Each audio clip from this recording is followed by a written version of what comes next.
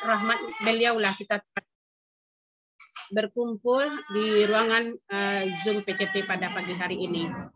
Dan tak lupa pula kita mengucapkan ke arwah junjungan kita yang membimbing kita dari alam kebodohan seperti alam yang kita rasakan pada saat sekarang ini. Yang sama-sama kita hormati Bunda Yanda Penitia pada pagi hari ini. Yang sama-sama saya hormati teman-teman senasib seperjuangan dengan saya pada pagi hari ini. Baiklah bunda-bunda, saya akan mengenalkan nama saya Nur Hayati. Saya berasal dari TK Harapan Bunda, Kabupaten Pesisir Selatan. Halo bunda-bunda, apakah bunda kenal dengan Pesisir Selatan atau udah pernah ke Pesisir Selatan? Pernah, Bun. Bun, udah pernah ke itu, ke Mandeh, bunda? Iya, pernah, Bun. Kalau nanti bunda-bunda pergi ke Mandeh, ke tempat wisata yang paling terkenal, silakan mampir di rumah. Soalnya tempat saya dekat dari Mandeh, bunda-bunda. Iya, Bun. Iya lah bunda-bunda.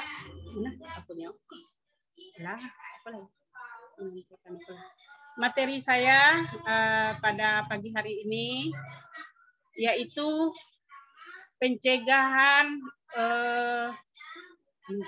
dan penanganan stunting.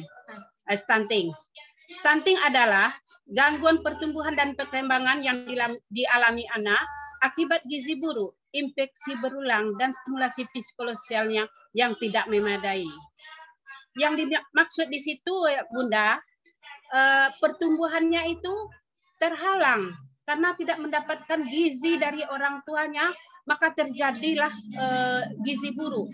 Tidak diberikan makanan yang bergizi, dan juga perkembangannya tidak dibawa ke posyandu atau tidak ditimbang atau tidak dibawa ke diperiksa ke puskesmas atau bidan setempat. Maka tidak terpantaulah pertumbuhan dan perkembangan anak ini, atau tidak terdapat kemampuan dalam gizi buruk ini tidak terpantau karena ibunya tidak memperhatikan tumbuh kembang anaknya dengan asupan gizi, dengan tidak membawa ke posyandu, dengan tidak membawa ke puskesmas atau dinas kesehatan. Disitulah karena orang tuanya tidak menghiraukan anaknya atau tidak mempedulikan anaknya, dia sibuk dengan pekerjaan sendiri, maka terjadilah anaknya gizi buruk. Terjadilah anaknya gizi buruk. Yang kedua yaitu bunda, faktor penyebabnya stunting. 1. Kadar gizi buruk pada fase kehamilan. Pada fase kehamilan, bunda,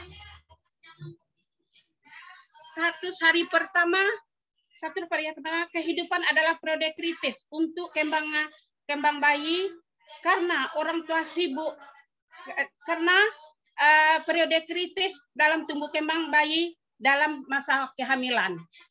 Jadi waktu ibunya hamil tidak memeriksakan kehamilan kepada tenaga kesehatan atau ke posyandu tadi, tidak tahu bagaimana makanan 4 sehat 5 sempurna. Padahal pada waktu kehamilan, pada masa pertumbuhan 100 hari pertama kehidupan, disitulah ibu hamil mendapatkan asupan makan yang bergizi. Dengan adanya makan bergizi tadi, anak tidak akan mendapatkan gizi buruk setelah lahir nantinya. Yang kedua, lingkungan tidak mendukung. Apa bunda yang dikatakan lingkungan tidak mendukung, bunda? Yaitu lingkungannya itu mungkin jauh dari permukiman masyarakat banyak, atau mungkin jauh dari tenaga kesehatan, atau dari poskesri, atau dari posyandu. Makanya tidak tercapailah orang tuanya untuk menambah ilmu atau untuk bertanya tentang pentingnya gizi ini untuk anak balita atau di masa ibu hamil. Yang ketiga, kurangnya makan pendamping ASI atau MPASI. Kapan anak itu dapat memakan pendamping ASI, Bunda? Yaitu anak makan pendamping ASI setelah berumur di usia di atas 6 bulan. Bisa anak itu diberikan pendamping ASI seperti makanan bergizi, sayur-sayuran, buah-buahan, seperti bubur kacang hijau. Disitulah anak-anak ibu, kalau orang tuanya bisa untuk memberikan makanan bergizi tadi. Jadi kalau seandainya orang tuanya bisa memberikan makanan bergizi, anaknya tidak akan menjadi terjadinya gizi buruk. Yang keempat, kebersihan makan dan air.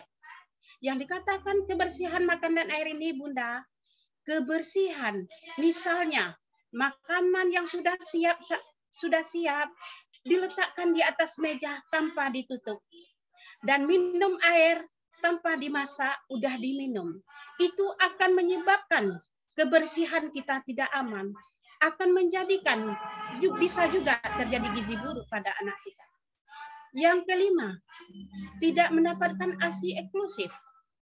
Itu adalah perbuatan orang tua yang salah. Kalau anak ingin mendapatkan gizi yang baik, berikanlah ASI dari umur 0 sampai 6 bulan.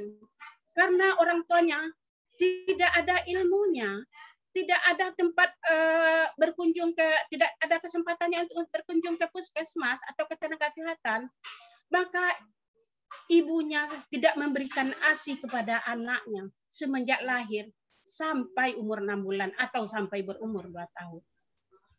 Yang keenam, lingkungan tidak higienis.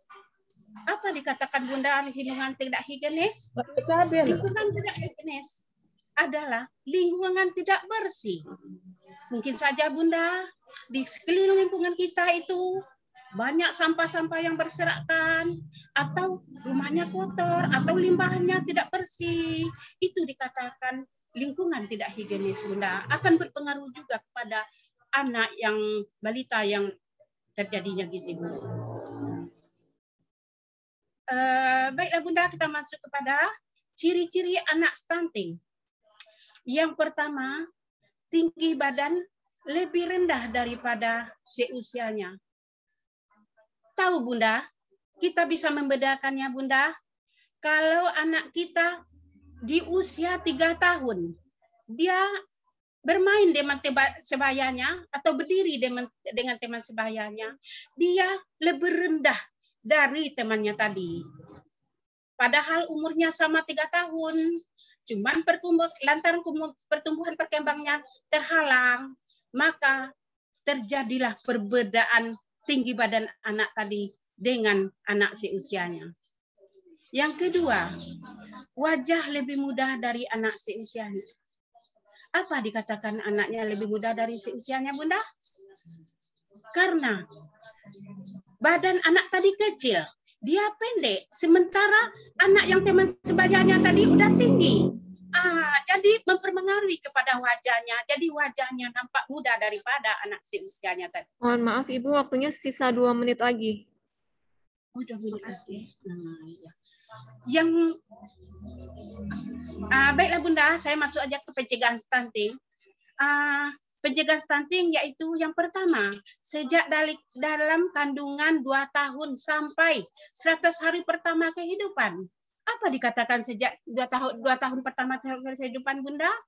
Dari kita mulai hamil sampai berumur 2 tahun, kita perlu memberikan gizi yang seimbang, kesehatan yang terkontrol. Kita harus membawa ke posyandu, barulah di situ bisa disebutkan kandungannya bisa bagus, bisa dapat kita mencegah stunting. Yang kedua, fokus kesehatan dan gizi pada 1 pertama kehidupan, yaitu sejak berada dalam kandungan hingga usia 2 tahun dengan cukup memberikan asupan protein hewani. Bunda-bunda, kita harus memberikan makanan yang bergizi dan buah-buahan. Dan seperti hewan nih, ada telur, ada tempe, kalau tidak ada daging, tempe, ikan. Kita tidak perlu membeli makanan yang mahal-mahal, Bunda. Jadi kita perlu apa makanan yang bergizi yang ada di sekeliling kita. Seperti sayuran bisa kita tanam, buah-buahan bisa kita tanam, karena ekonomi kita tidak memadai, bisa kita memetiknya sendiri, makanan sehat. Jadi bisa sudah mendapatkan untuk anak bergizi. Kesimpulannya, Bunda, maka kalau seandainya